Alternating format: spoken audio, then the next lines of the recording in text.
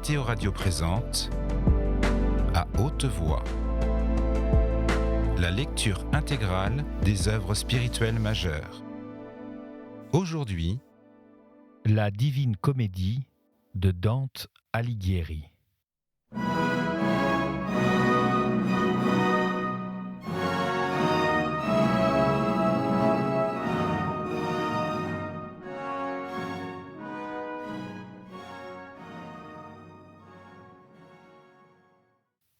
Chant 5e. Ainsi je descendis du premier cercle dans le second, qui enserre moins d'espace et plus de douleur, tellement que ses pointes arrachent des cris. Là siège Minos, horrible d'aspect et grinçant des dents. Il examine les fautes à l'entrée, juge et envoie au lieu qu'il désigne en se saignant. Je veux dire que quand l'âme mal née vient en sa présence, elle se confesse pleinement, et ce juge des péchés voit quel lieu lui est destiné. Il se ceint de sa queue autant de fois qu'il veut qu'elle descende de degrés. Il en est toujours beaucoup devant lui. Chacune à son tour va au jugement, elles parlent, elles écoutent, puis sont poussées en bas. Suspendant lorsqu'il me vit l'exercice de sa haute fonction, « Ô toi, me dit Minos, qui viens en la demeure douloureuse, regarde bien comment tu entres et à qui tu te fies, que ne t'abuse point l'ampleur de l'entrée. Et mon guide à lui, pourquoi grondes-tu? Ne t'oppose point à son allée fatale.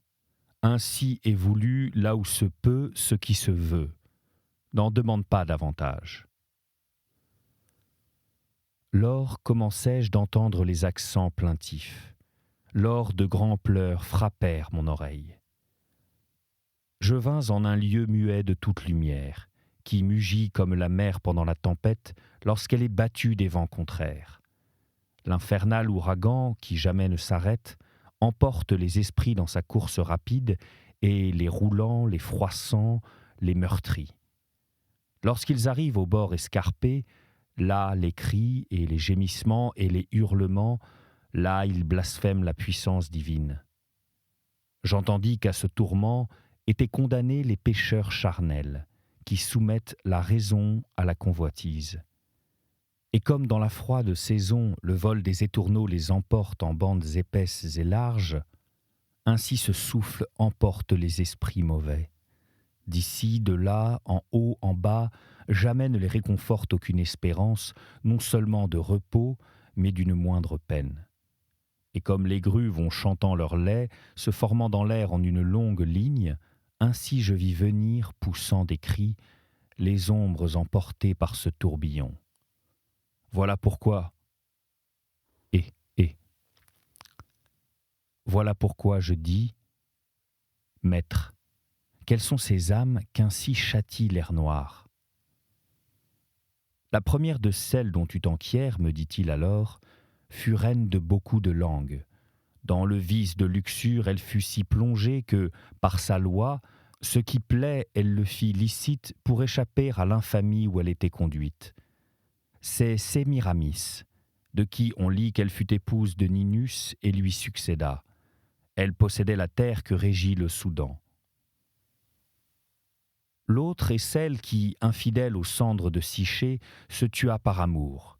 Puis vient la lascive Cléopâtre. Je vis Hélène, cause de tant de maux, et je vis le grand Achille qui par l'amour enfin périt. Je vis Paris, Tristan, et plus de 1000 ombres il me nomma et me montra du doigt qu'amour fit sortir de notre vie. Lorsque j'eus, oui, mon maître nommé les femmes antiques et les cavaliers, je fus pris de pitié et comme éperdu. Je commençai. Poète, volontiers parlerai-je à ces deux qui vont ensemble et paraissent si légers au vent. Et lui à moi, attends un peu qu'ils soient plus près de nous. Prie-les alors par cet amour qui les emporte, et ils viendront. Sitôt que le vent les amène vers nous, j'élève la voix.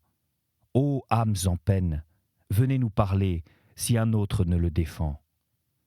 Comme les colombes que le désir appelle, les ailes déployées d'un vol ferme traversant les airs, viennent au doux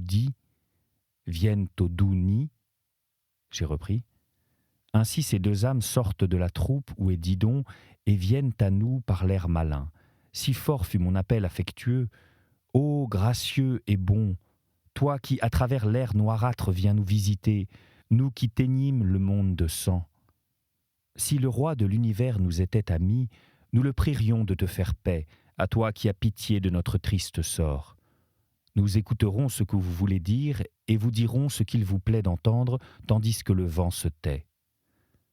La terre où je naquis borde la mer où descend le Pô pour s'y reposer avec son cortège. L'amour qui si vite s'empare d'un cœur tendre est pris celui-ci du beau corps qui m'a été enlevé, souvenir qui m'est encore pénible. L'amour qui ne permet point à l'aimé de ne pas aimer, mépris pour celui-ci d'une passion si forte que maintenant même, comme tu le vois, elle ne m'abandonne point. L'amour nous conduisit à une même mort. Caïna attend celui qui éteignit notre vie. Telles furent leurs paroles. Lorsque jouis ces âmes blessées, je baissai la tête et la tins baissée jusqu'à ce que le poète me dit « Que penses-tu » Je répondis « Hélas, que de doux pensées, quel ardent désir a mené ceci au douloureux passage. » Puis me tournant vers eux, je parlais et dis « Francesca, tes souffrances me touchent et m'attristent jusqu'aux larmes, mais dis-moi, autant des doux soupirs, à quoi et comment amour te fit-il connaître les douteux désirs ?» Et elle à moi, « Il n'est nulle douleur plus grande que de se ressouvenir dans la misère des temps heureux. Et cela ton maître le sait, mais puisque tu désires tant connaître de notre amour la première racine, je le dirai, parlant et pleurant tout ensemble. Un jour, par plaisir, nous lisions les amours de Lancelot, comment l'amour l'enserra de ses liens. Nous étions seuls et sans aucune défiance. Plusieurs fois, cette lecture attira nos regards l'un vers l'autre et décolora notre visage. Mais un seul moment nous vainquit. Quand nous lûmes comment les riantes lèvres désirées furent baisées par un tel amant, celui-ci qui jamais de moi ne sera séparé, tout tremblant, me baisa la bouche. Pour nous, le livre et celui qui l'écrivit fut Galeotto. Ce jour, nous ne lûmes pas plus avant. Pendant qu'ainsi parlait l'un des esprits, l'autre pleurait tellement que de pitié je défaillis comme si je me mourais. Et je tombais comme tombe un corps mort.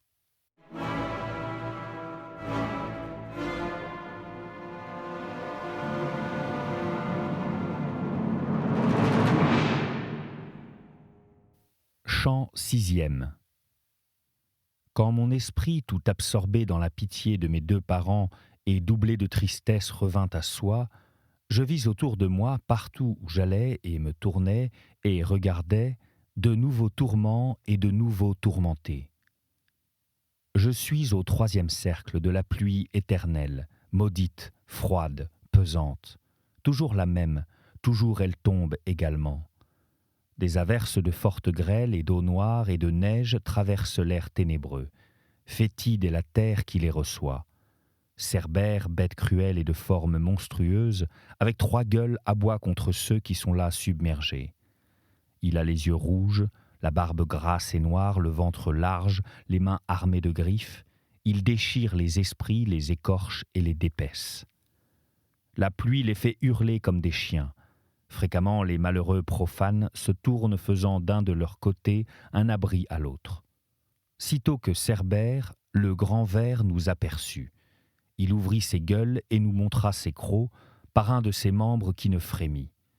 Mon guide étendit les mains, prit de la terre et à pleine poignée la jeta dans les gosiers affamés.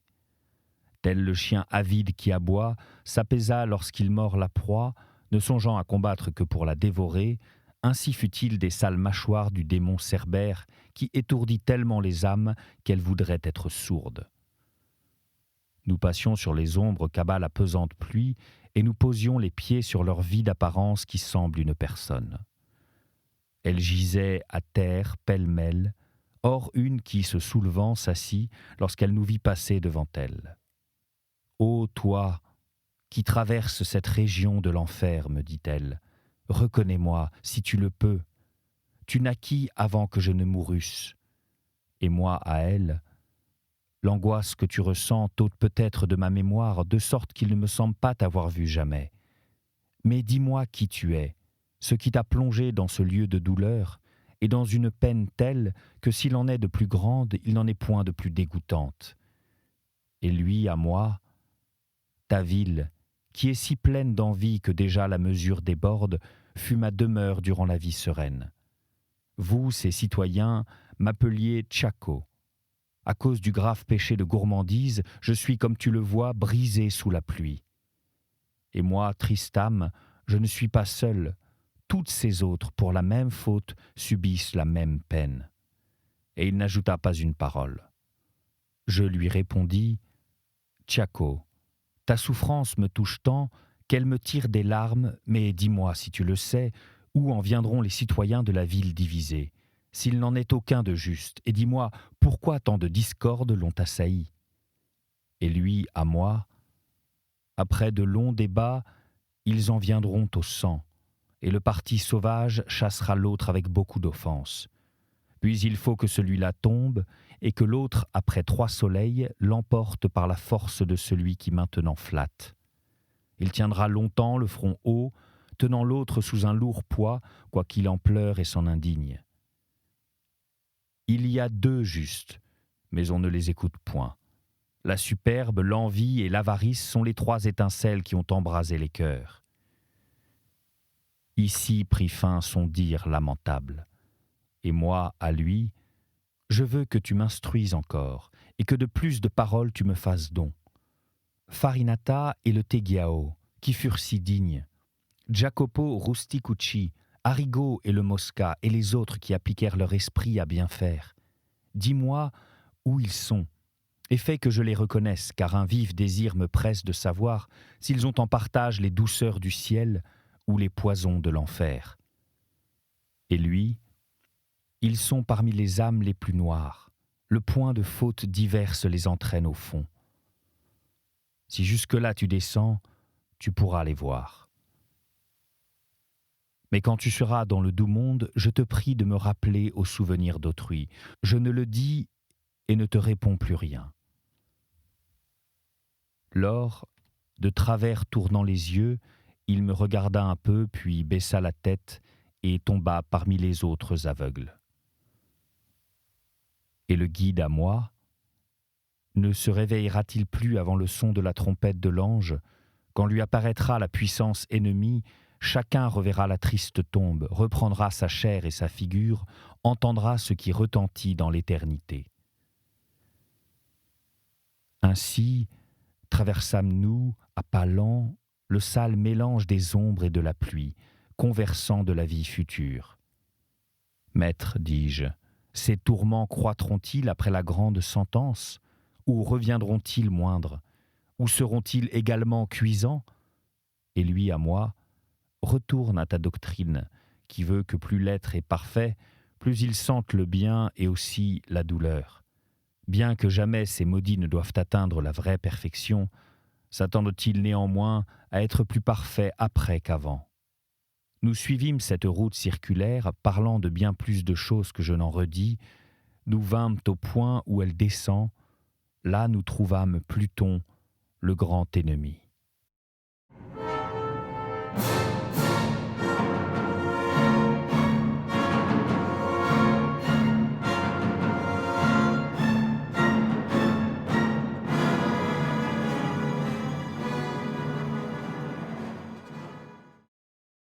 Chant 7e.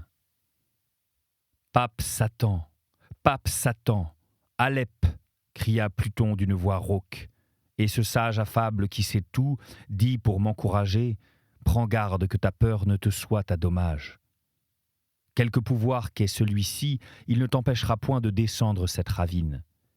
Puis, vers cette lèvre enflée, il se tourna et dit « Tais-toi, méchant loup, consume ta rage au-dedans de toi. Non sans cause celui-ci va au fond du gouffre. Ainsi est-il voulu là-haut, où Michel vengea le superbe adultère. Comme les voiles gonflés par le vent tombent pêle-mêle lorsque le mât se brise, ainsi à terre tomba la bête cruelle. Nous descendîmes dans le 4e gouffre, pénétrant de plus en plus dans la lugubre enceinte qui enserre le mal de tout l'univers. Ah, justice de Dieu, que de peines nouvelles et de tourments je vis, et que grièvement nos fautes sont châtiées. Comme l'onde qui au-dessus de Caribe se brise contre l'onde qu'elle heurte, ainsi faut-il qu'ici les damnés mènent leur ronde. Ici, ils sont plus nombreux qu'ailleurs. Ils poussaient en hurlant des fardeaux avec la poitrine, séparés en 2 bandes. Ils se heurtaient à leur rencontre, puis retournaient en arrière criant « Pourquoi amasses-tu » et « Pourquoi dissipes-tu » Ainsi des 2 côtés, par le sombre cercle, ils retournaient au point opposé, se jetant leur honteux refrain. Et, arrivé au milieu de son cercle, chaque bande revenait à une nouvelle joute. Moi qui avais le cœur comme brisé, je dis « Maître, apprends-moi qui sont ceux-là, et si tous ces tonsurés que je vois à notre gauche furent clairs, et lui à moi, tous furent si aveugles d'esprit pendant la vie première qu'avec mesure aucun ne dépensa. Leur bouche le dit assez clairement lorsqu'ils viennent aux 2 points du cercle où les sépare une faute contraire. Ceux-ci dont la tête est nue de cheveux furent clairs et papes et en qui souverainement domina l'avarice. Et moi, maître, parmi eux je devrais bien reconnaître quelques-uns de ceux qui furent atteints de ce mal immonde, et lui à moi, une vaine pensée t'abuse. La vie obscure qui les souilla, maintenant les dérobe à la connaissance. Éternellement, ils viendront se heurter de la sorte. Les uns, en sortant du sépulcre, ressusciteront la main fermée, et les autres la tête rase. Mal donner et mal retenir leur a ravi le beau monde, et les a conduits à cette rixe. Je le dis sans l'orner de paroles. Maintenant, mon fils, tu peux voir si la frivolité des biens commis à la fortune vaut que tant les hommes s'en tourmentent. Tout l'or qui est et fut jamais sous le ciel ne pourrait procurer de repos à une seule de ces âmes fatiguées. Maître, lui dis-je, dis-moi aussi, cette fortune que tu viens de nommer, qu'est-elle, pour tenir ainsi tous les biens du monde dans ses mains? Et lui à moi, ô créature stupide, que profonde est votre ignorance! Je veux que de moi tu apprennes ceci. Celui dont la science s'élève au-dessus de tout a fait les cieux et leur a donné un conducteur, de sorte que sur chaque partie resplendisse chaque partie, distribuant également la lumière. Pareillement aux splendeurs mondaines, il a déposé un chef et ministre général pour transférer de temps en temps les biens fragiles de nation à nation, d'une race à l'autre, quoi que puisse faire pour s'y opposer l'industrie humaine. C'est pourquoi une nation domine et une autre languit, selon le jugement de celle-ci, lequel est caché comme le serpent dans l'herbe. Votre savoir ne peut rien contre elle. Elle prévoit, juge et poursuit son règne comme les autres dieux, le leur. Nulle trêve à ces changements. La nécessité hâte sa course, d'où vient que si fréquentes sont les vicissitudes. C'est là celle que tant mettent en croix, qui lui devrait des louanges et qui à tort la blâme et la maudisse. Mais elle subsiste, heureuse, et n'entend rien de cela. Avec les autres créatures premières, joyeuse, elle roule sa sphère, et jouit en soi de sa félicité. Maintenant, nous descendons là où s'émeut une plus grande pitié. Déjà les étoiles qui montaient quand je partis s'abaissent et défendent de trop s'arrêter. Nous passâmes à l'autre bord du cercle, près d'une fontaine qui bouillonne et se dégorge par un fossé dérivé d'elle. L'eau était d'une teinte plutôt sombre que noire, et nous, en suivant les brunes ondes, nous entrâmes par un autre chemin dans ces basses régions. Descendu au pied de ces malignes pentes grises, ce triste ruisseau y engendre un marais nommé Styx.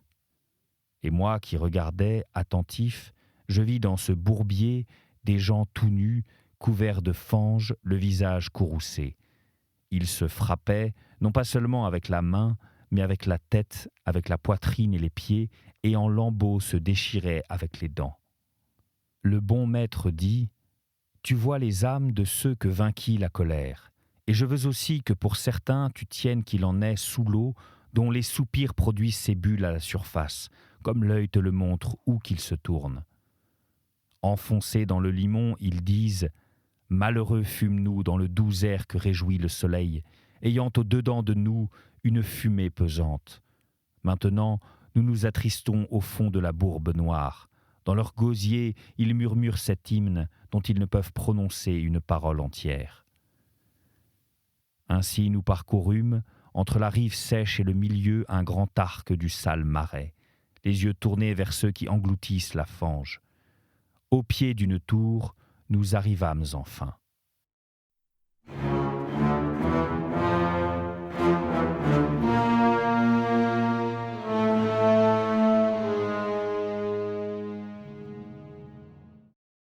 Chant 8e. Je dis, continuant, que longtemps avant que nous fussions au pied de la tour, nos yeux se dirigèrent vers le sommet, attirés par 2 petites flammes que nous y vîmes poser. Et à ce signal répondit une autre tour, si lointaine qu'à peine le regard pouvait la discerner.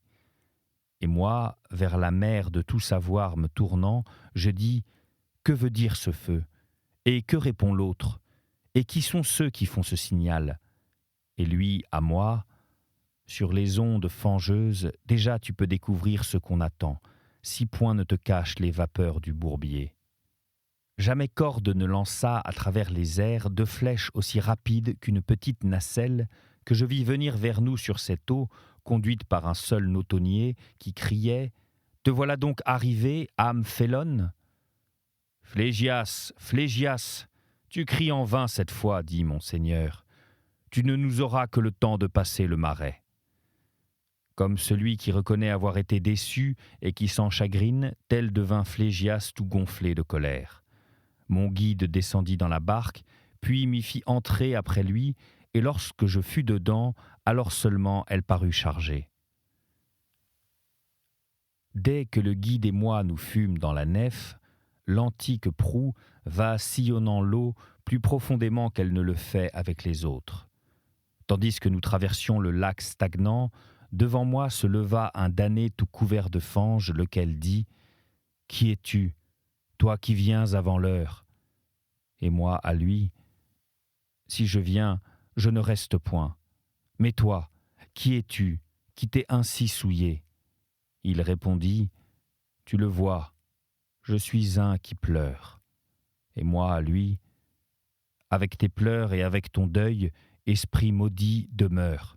Je te reconnais si bourbeux que tu sois. » Alors il étendit ses 2 mains vers la barque, ce pourquoi le maître le repoussa, disant « Va là avec les autres chiens. » Puis de ses bras me saignant le col, il baisa mon visage et dit « Âme noble, bénie soit celle dont le sein te porta. » Celui-ci fut dans le monde plein d'orgueil, rien de bon n'orne sa mémoire. Aussi son ombre est-elle ici furieuse. Combien là-haut s'estiment de grands rois qui seront ici comme des porcs dans la bourbe, laissant de soi d'horribles mépris. Et moi, maître, serais-je très désireux de le voir plonger dans cette boue avant que nous ne sortions du lac ? Et lui à moi, tu ne verras point le rivage que tu ne sois satisfait.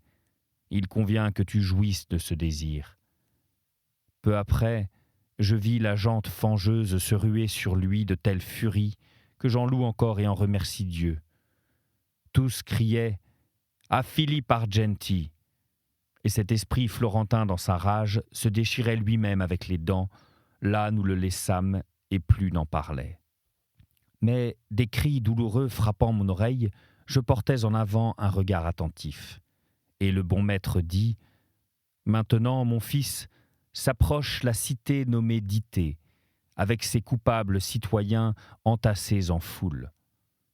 Et moi, maître, déjà clairement, je vois dans la vallée leurs mosquées rouges comme si elles sortaient du feu. Et lui me dit « Le feu éternel qui les embrase au-dedans les fait paraître rouges, comme tu le vois dans ce bas enfer. » Nous arrivâmes dans les fossés profonds qui entourent cette ville désolée. Les murs me semblaient de fer, non sans de grands détours. Nous vînmes en un endroit où le dur nocher nous cria « Sortez, voici l'entrée !» Je vis sur les portes plus de 1000 de ceux que le ciel fit pleuvoir et qui, avec colère, disaient « Qui est celui-ci qui, sans être mort, va dans le royaume des morts ?» Et mon sage maître fit signe de vouloir leur parler secrètement. Alors un peu se calma leur grand courroux, et ils dirent « Viens seul, et que s'en aille celui-là qui fut si hardi que d'entrer dans ce royaume. Seul qu'il s'en retourne par la folle route, qu'il essaye s'il pourra. Toi qui à travers cette contrée obscure l'as accompagné, tu demeureras ici. » Pense, lecteur, si je me déconfortais au son de ces paroles maudites, croyant ne m'en retourner jamais. Ô mon cher guide, qui plus de 7 fois m'a rendu la sécurité et tiré d'autres périls menaçants, ne me laisse point, dis-je en cette détresse, et s'il m'est refusé d'aller plus avant, revenons vite ensemble sur nos pas. Et ce Seigneur qui m'avait conduit me dit « Ne crains point, nul ne peut nous fermer le passage que nous a ouvert un si grand. Mais attends-moi ici, et conforte et nourris d'une bonne espérance ton esprit abattu.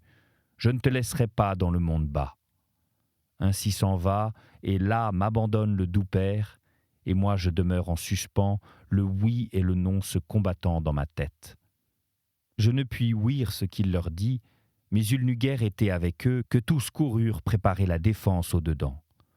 Nos adversaires fermèrent les portes devant mon Seigneur, qui resta dehors et revint vers moi. À pas lents, les yeux à terre et le front morne, soupirant, il disait « Qui m'a refusé l'entrée des demeures douloureuses ?» Et il me dit « Quoique je me courrouce, ne t'effraie point. Je vaincrai dans ce combat, quelle que soit au-dedans la défense. » Cette arrogance ne leur est pas nouvelle. Ils la montrèrent jadis à une porte moins secrète, dont la serrure est encore brisée. Au-dessus, tu as vu l'inscription de mort, mais déjà de l'autre côté, passant sans escorte à travers les cercles, celui par qui la ville s'ouvrira descend la pente. C'était À haute voix, une émission de KTO Radio. Aujourd'hui, La Divine Comédie de Dante Alighieri. Lecture, Fitzgerald Berton. Captation et réalisation, Gustave Schlicht et Thibaut Dagalier. Une émission disponible en podcast sur ktoradio.com et sur l'application KTO Radio.